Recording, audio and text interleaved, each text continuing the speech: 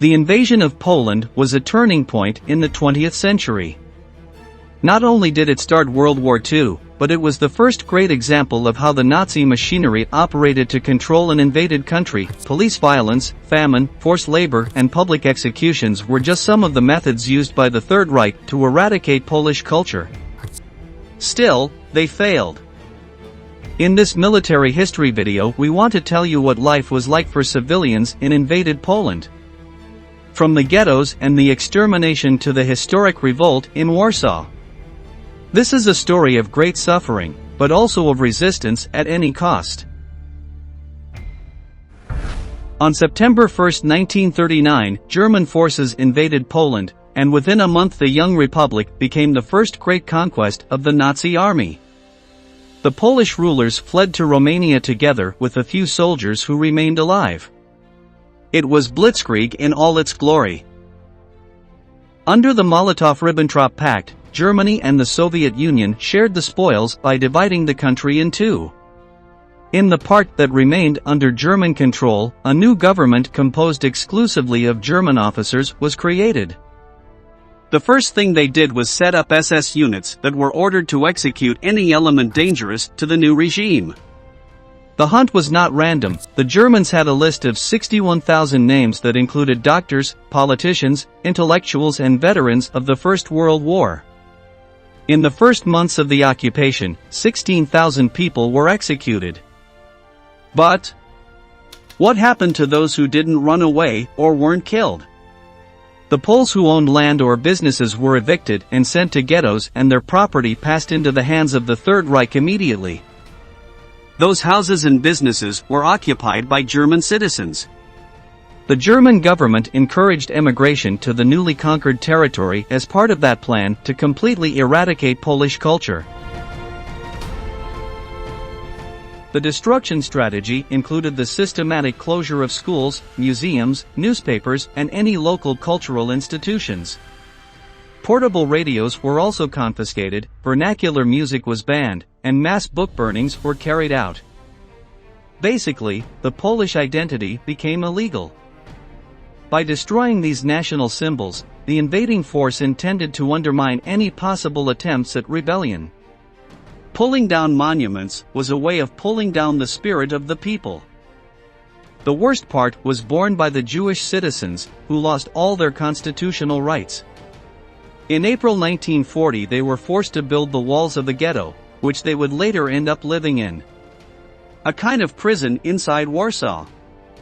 In the Polish capital, the Jewish community was huge. It constituted about 30% of the total population. To give you an idea of overcrowding, the area designated for the Warsaw Ghetto was only 5% of the city.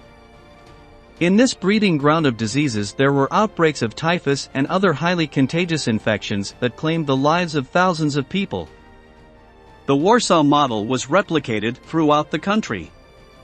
During the occupation, 300 ghettos were built, in which Jews, Slavs, Gypsies, political activists of other ethnic origins were housed. They all shared the same miserable fate. If they didn't die of hunger and overwork, diseases killed them. But life outside the ghettos was not much better.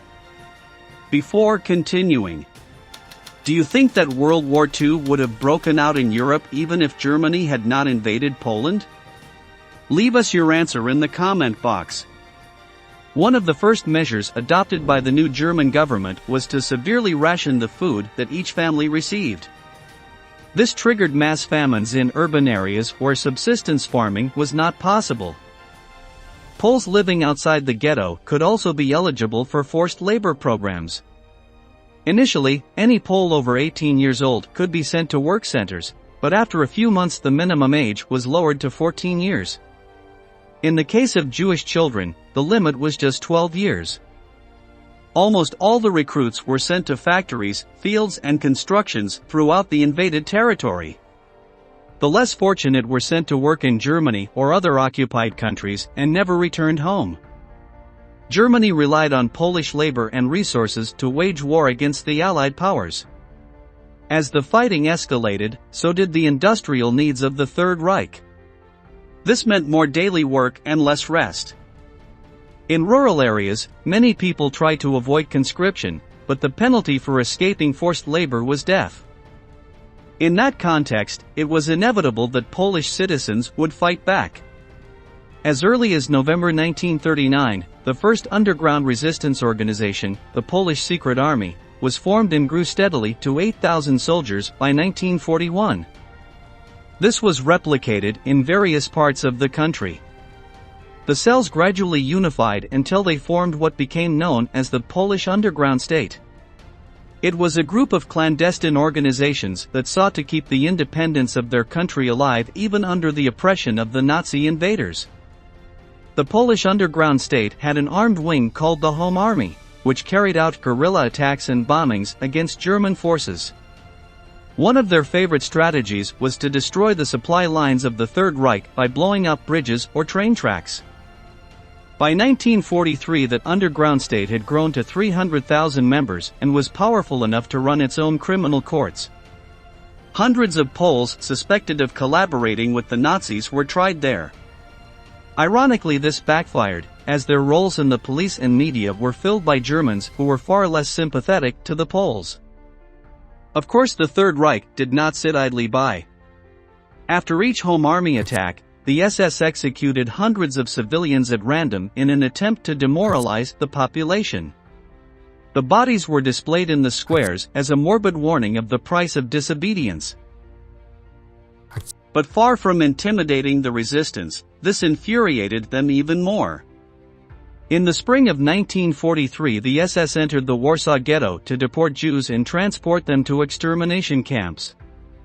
The vast majority of these German soldiers never made it out alive. They were intercepted by the Home Army that killed dozens of Nazis with grenades and homemade weapons.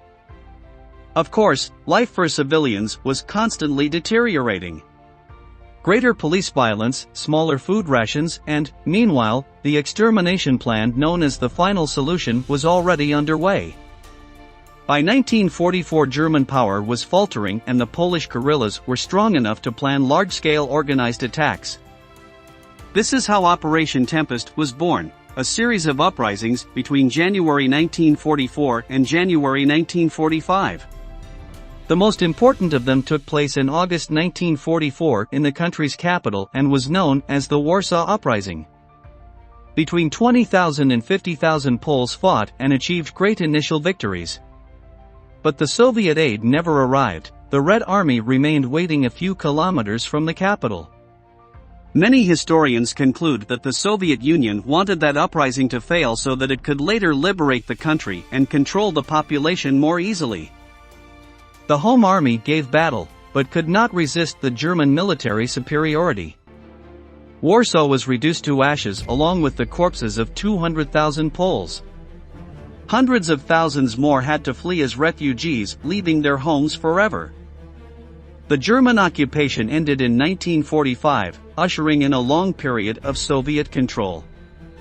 80 years after the invasion began, the scars of this experience can still be felt in Poland. Thank you very much for joining us until the end. Stay tuned for our next video.